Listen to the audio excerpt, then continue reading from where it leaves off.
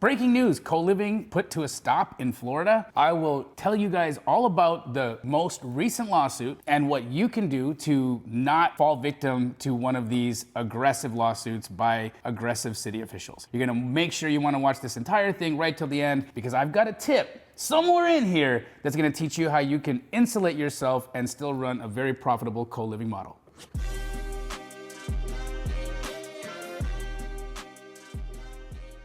What's going on, guys? Jamil Damji here, and as you all know, I love co-living. Why do I love co-living so much? Well, there has never been a real estate strategy that I've invested in that has had cash-on-cash returns upwards of 30% all the way to infinite returns. And for a guy who loves his returns like me, that's really, really, really good stuff. It helps me fall asleep at night knowing that I'm making all of this money, that I'm sleeping on a pillow full of cash, and then we get hit with bad news. Yes, in Tampa, Florida, the fire commissioner has sued and shut down Dock Living, which is one of Tampa's foremost co-living providers. I'm gonna talk about what exactly happened there, why they were shut down, and what can be done to stop this from happening to you in the future. So let's take a look at Dock Living. I had a chance to take a look at their product offering, and I have to say, these guys do a great job. When I say a great job, I mean a great job. They are renovating their properties to the utmost standard. Every one of their projects had full permits on them, and I would say that they're providing A- or a B+ rental unit to the affordable housing space. And I love providers like that because it tells you that these guys care about the people that are living in their homes. They want to provide a really, really beautiful space, and they spent the money. They actually put their money where their mouth is. They believe in the model enough to invest heavily in their properties. So why did the fire commissioner shut them down? Now, if they had permits in place, what was the grounds in which this could happen? So let's take a look at first what the commissioner has in terms of power. He's got a lot of it. Now, we all know that in specific areas, you're gonna have neighbors that may or may not love density rental strategies like Airbnb or co-living because they feel like it changes the landscape of their neighborhood. Now, is there a valid argument to this? I would say yes. There is obviously more density in a single family home, and that may or may not have more vehicles on that street. It may increase the traffic, and for some of those people who like time their commutes to work in the morning, may provide or create a little bit more congestion. However, on the flip side of that, when these properties are beautified and they're very, very nicely remodeled and they are attracting a high quality tenant, I think it's actually really good for the neighborhood because it upregulates the entire street. Investors start to see that this type of project is happening in this area and they want to start doing projects like that themselves, and it is contagious. Investors go where investors are playing, right? And so once you start seeing investment in a specific area, well, more investment happens in that area. Now, what Dock Living was doing was finding really, really nice neighborhoods to put these properties in Tampa, Florida. And that came with its host of problems. In fact, from the research that we could see, there were specific neighbors who were continuing to file complaints and call the fire commissioner stating that there were too many people living in this home. They were citing that this was a fire hazard and it needed to be shut down for safety concerns. Now again, if this project had not had permits on it, that argument could be valid. However,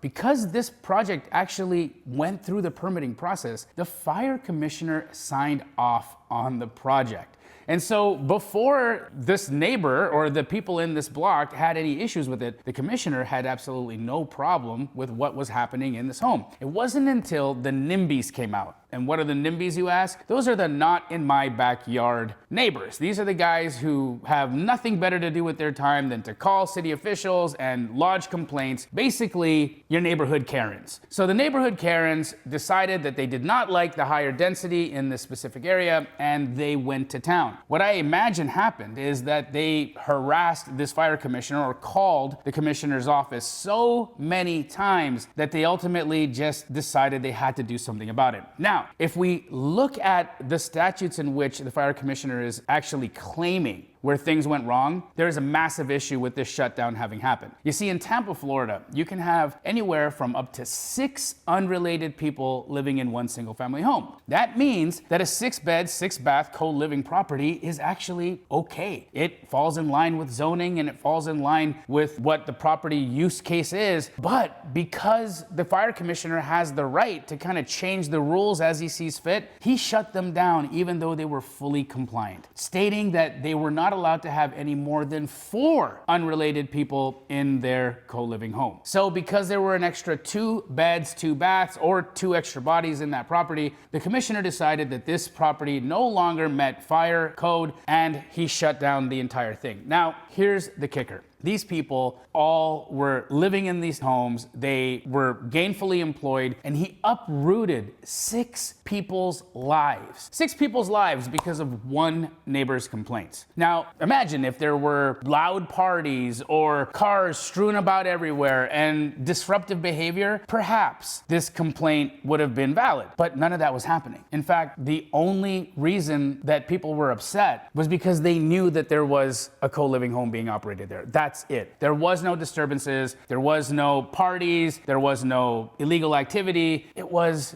good, wholesome living. And these 6 people have now been uprooted from their home and have to find another place to live. Now, the owners of Docked are obviously going to aggressively defend themselves in court against what I believe is an unjust action. But who's going to help them? Now, here is one of the things that I think is really interesting about this. So there are over 1,500 co-living properties operating in Tampa, Florida, most of them being managed by the 900-pound gorilla in the space, PadSplit. Now, PadSplit, as you guys might know, is a partner of mine, and I actually love using PadSplit to help me with my lease outs here in Phoenix, and I recommend them to the people who are involved in the co-living model in our coaching program, Housing Alchemy. But here's an even more important reason why having PadSplit in your back corner is actually a really good thing. You see, the reality is this lawsuit's gonna cost hundreds of thousands of dollars for Docked Living to have to defend. And if they wanna continue operating their co-living home, they're going to need to defend this lawsuit before they're going to be allowed to actually operate the 6-bed, 6-bath model. Now, what they can do is they can reopen as 4-bed, 4-bath co-living homes,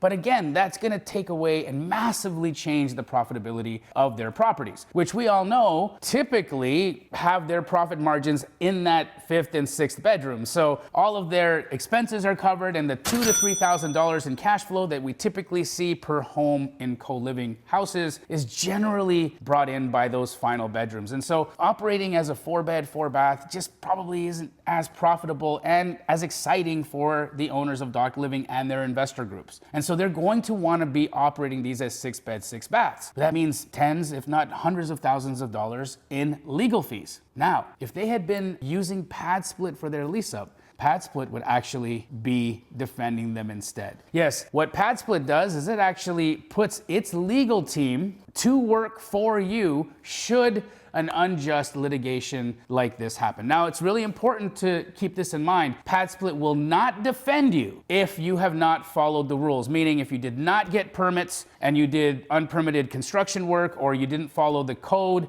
you didn't follow the specific rules and the ordinances of your town or your municipality, then of course PadSplit is not going to spend tens of thousands of dollars defending your case. But if you followed all the rules, if you played by the book and you still got yourself into a little bit of a pinch, PadSplit will put their money where their mouth is and their legal team will support you. And I think that's just a fantastic benefit of working with somebody like PadSplit. Now, here's the thing. They've got almost 1,500 units in Tampa, Florida, none of which have been targeted by the commissioner's office. Why do you think that is? Well, I think it's because they know that PadSplit is going to actively defend these lawsuits. And they went after Dock thinking that it was a small enough player that they wouldn't have had PadSplit in their back pocket and may just give up on the model and quiet the NIMBY neighbor or the Karen from their complaints. And so guys, this is going to be a really interesting case to follow. I'm going to put a link to the litigation in the description below so that you can understand and read what the fire commission commissioner is stating as their reason for shutting down these co-living properties. And I'd love to hear your guys' opinion on this. I truly believe that co-living is the solution for affordable housing of the future. We are short on inventory and inflation is just getting worse and worse. And with the new tariffs that are being imposed globally, we're gonna see increases in building materials across the board, which is just gonna make housing even more unaffordable, which again is going to put more pressure on rental prices and is gonna make co-living even more attractive in the coming years. And so I truly believe that if the American city wants to revitalize itself and finally get a handle on the affordable housing problem, co-living is gonna be one of those major solutions. And just like Airbnb fought the good fight and they allowed for short-term rentals to become a thing in neighborhoods, the same thing is going to happen in the space of co-living. And those investors like myself and possibly you who are the front runners in this are going to be the people who are going to clean up. But of course, we're gonna have those challenges as well. And so guys, again, it is really important to make sure that you align yourself with good education to learn the ins and outs